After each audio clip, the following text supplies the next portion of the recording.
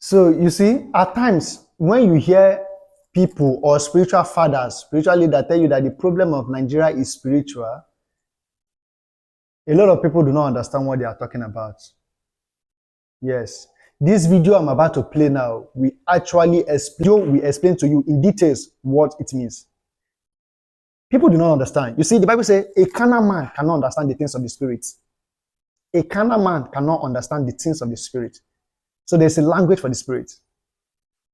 You understand? So sometimes when spiritual fathers, when they say some certain things, spiritual leaders say some certain things, carnal people take it and begin to interpret it carnally. And the more you try to understand it carnally, the more confused you become. Yes. So when they say the problem of Nigeria is spiritual, this video explains it. There are underground forces, strong underground forces that are neither sleeping nor slumbering to ensure that Nigeria never make it to the top. Because if we make it to the top, we become a potential economic threat to the Western world. Yes. So this is it. You watch. I will play the video now. You go watch it, but stay tuned. Before we continue, make sure you like the video, make sure you share it, and also make sure you follow on all socials. Instagram, on Facebook, on YouTube, on Twitter. On TikTok. Make sure you follow. Because that is when I can be sharing all these things. Make sure you follow and watch the videos. Nigeria problem is even beyond spiritual. In as much, why do you think we keep having bad leaders? Why do you think so? Why do you think we keep having, despite the will of the people never prevails when it comes to choice of leadership? Why do you think so? Because there are strong forces, strong underground forces, forces beyond the realm of physical, that are making sure that, look, Nigeria never gets it right, no matter what we do. Look, let me tell you, in the next 20 years, we'll still continue to complain. Nothing will be solved. We will continue to complain in the next 20, 30 years to come. Because these forces, look, and these forces is be passed on from one generation to the other. Like it's a lecture. Once these forces, like their offspring, like their newborns, they pass this initiative, this idea to them. You see, that country called Nigeria, you people will make sure, fight tooth and nail to ensure this country do not move forward. Fight them to ensure that this country will not develop economically. Because the day they develop economically, that is the day your suffering will start. And these forces are working so hard to ensure that this promise is kept. And all we do is complain. We complain. Now watch the video. If you think I'm lying, watch this video now. And make sure you put down your comments. Finally, he assured me that whatever happened in the future, the West would never allow Nigeria to develop to a position where its wealth and power would threaten West European interests in Africa. Mr. Chairman, I don't need any comment. Thank you very much. Mr. Chairman, the Secretary to the conference, distinguished delegates, I will be very brief. There will be no padding. I wish to thank the President for this opportunity for re-engineering the country. I wish to go straight to say that the problem we have in this country is because we are suffering from mental slavery. Over 300 years ago, our parents sold our brothers and sisters into slavery. 300 years later, we are not different. We are still selling ourselves into slavery. There is no originality in this country.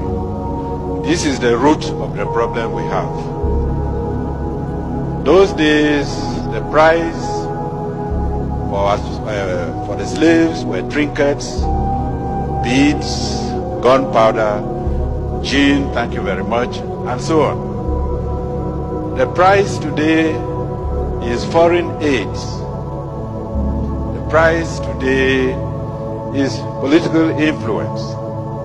The problem we have is not of our own making. And unless we address those issues, our collusion with the colonial masters is going to cause us more problems. If we look all around, look at the ceiling, there is nothing that is new, nothing indigenous in this hall. The country itself is not indigenous. Even the coup, we are blaming the military. Even the coups that we have is not of our own making. I believe there is the author of one of the books I have read in this conference who stated that the idea of a coup was first suggested in one of the military conferences he attended in America.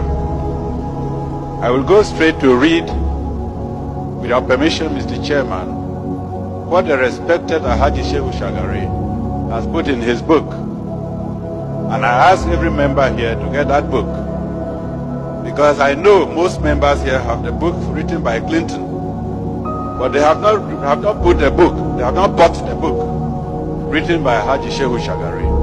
And I'm going to quote what he has written. Quote, I was particularly struck by a conversation I had with a Greek professor attached to an international agency in Geneva. He told me his opinion of why West Europeans were supporting the rebellion against Nigeria. It was, he said, common among Westerners to sympathize with the underdog in any dispute, which in this case happens to be the Eastern Igbo. But what was even more important to the West was that Nigeria was a potential rival power in Africa, a force which had to be checked before it becomes a threat to Western European interests on the continent. The Biafran challenge, accordingly, provided a suitable opportunity to trim Nigeria's growing wings. He said that according to certain estimates, Nigeria was sitting on a keg of oil, which, given a suitable condition, would make it so rich in just 10 years, that is by 1978, that Nigeria would not require any aid from Europe.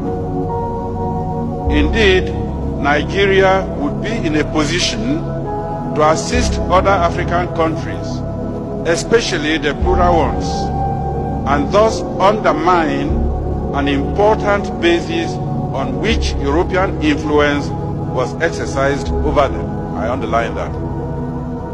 He did not therefore think that Europe would stand idly by and watch Nigeria become to Africa what the United Nations had become to Western Europe. The rebel enclave, on the other hand, could be encouraged to become a rich but small and manageable African country, which would still be dependent on the West, just as some small oil-rich Arab countries have been. Finally, he assured me that whatever happened in the future, the West would never allow Nigeria to develop to a position where its wealth and power would threaten West European interests in Africa. Mr. Chairman, I don't need any comment. Thank you very much. Thank you.